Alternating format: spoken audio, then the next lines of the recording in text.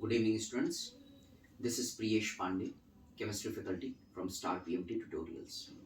आज 7 मार्च को UP board का केमिस्ट्री का एग्ज़ाम संपन्न हुआ है और आज हम इस वीडियो में इस एग्ज़ाम की एक बेसिक एनालिसिस करने जा रहे हैं।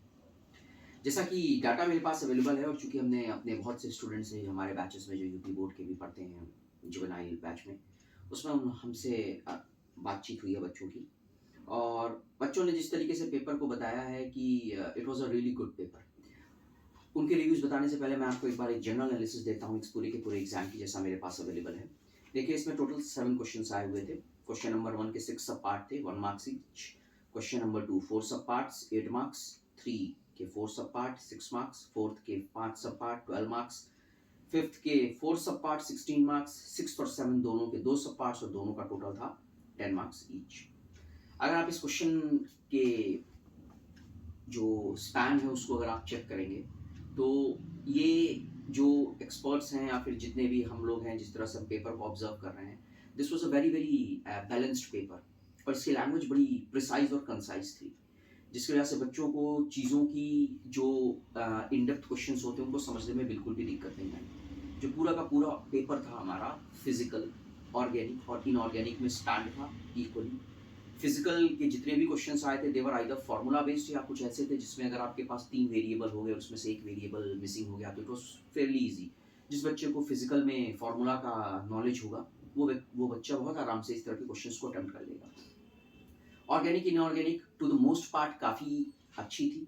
कुछ लेवल पे ऑर्गेनिक और इनऑर्गेनिक के मैकेनिज्म ओरिएंटेड रिएक्शंस थोड़ी सी डीप अंडरस्टैंडिंग मानते थे।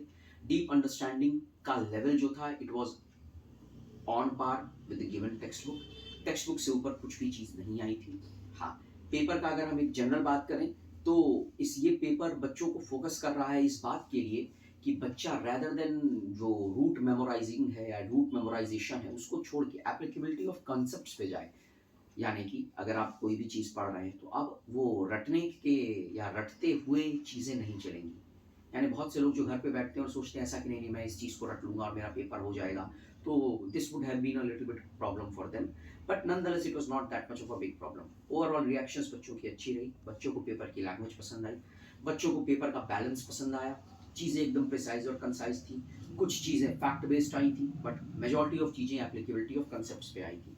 अगर आप इसमें बात करेंगे तो पूरा का पूरा paper within the syllabus ही रहा है और जितने भी हमारे स्टूडेंट्स हैं या जनरल स्टूडेंट्स जिनसे हमने बातचीत की है they were extremely happy giving this paper. वो काफ़ी खुश थे क्योंकि उनको पेपर काफ़ी कुछ बहुत से बच्चों को आसान लगा। कुछ ऐसे बच्चे थे जिनको थोड़ी सी एप्लीकेबिलिटी ऑफ कंसेप्ट्स में चूंकि उनके फैक्ट्स में भी ऑन द पॉइंट नहीं होंगे तो थोड़ी सी दिक्कत आई, but nonetheless from our point of view this paper was fairly good. It was it will be a scoring paper and everything was within the scope of book.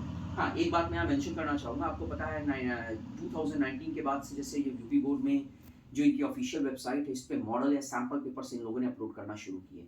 जिन बच्चों ने model या sample paper दिया है उन बच्चों को बहुत ज़्यादा इस पेपर में एक तरह से पूरा पैटर्न भी आपको पता चला रहा होगा और मैं बहुत फेयरली कॉन्फिडेंस के साथ कह सकता हूँ कम से कम 7 से 15% क्वेश्चन एज इट इज पुराने मॉडल पेपर से आए हुए हैं।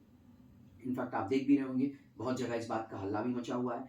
जो फिजिकल के क्वेश्चंस थे उनका भी पैटर्न सिमिलर था, कुछ कुछ जगहों पे उन्होंने सिर्फ वैल्यूज चेंज किए हैं, पूरे सवाल सिमिलर रखे हैं। तो जो बच्चे मॉडल पेपर लगाए होंगे उनको क्वेश्चन पेपर खोलते ही एग्जामिनेशन में बहुत बड़ा बूस्ट ऑफ कॉन्फिडेंस मिला होगा कि अरे पूरा पेपर तो मुझे देखा होगा। इसके साथ मैं आपको ये भी एक चीज़ अपडेट करना चाहता हूँ कि फ्रॉम 21 ऑफ मार्च हम स्टार पीएमटी में एक नया यूपी बोर्ड के लिए डेडिकेटेड बैच लॉन्च करने जा रहे हैं।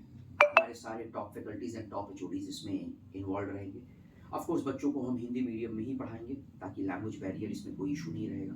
फ्रीक्वेंट टेस्ट्स होंगे, सारी चीज़ें उसमें पूरी तरीके से मैनेज रहेंगी। एंड आई गेस अगर आप एक, क्योंकि अभी ये यूपी बोर्ड का पेपर एक बहुत बड़े वॉर का एक छोटा सा बैटल है जो आपने जीती है। अभी जो आपका फाइनल शोडाउन है जो कि है नीट, वो बाकी है। तो इस शोडाउन के लिए आपको एफर्ट लगाना पड़ेगा, एफर्ट के साथ आपको डेडिकेशन देना पड़ेगा और हमारा ये प्रयास रहेगा जैसा कि हमारा पिछले 23 सालों से स्टार पीएमटी का हमेशा से प्रयास रहा है कि बच्चों की इस लड़ाई में, बच्चों के इस करियर के वॉर में हम जितनी हो सके उनकी मदद कर सकें। तो 21 ऑफ मार्च से स्टार्ट होने वाला ये जो बैच है इसमें आप ज़रूर पार्टिसिपेट करिए। इसके लिए जितने भी डिटेल्स हैं वो आपको वीडियो पे मिल जाएंगे. I myself will be teaching there, including all the other faculties from renowned faculties from Star PMT. And once again, I wish you very very congratulations for a job well done. आपका एक paper समाप्त हुआ. Now once again, buckle up and get ready for the final showdown and marathon that is NEET. I wish you all good luck and may the odds be ever in your favor. Thank you.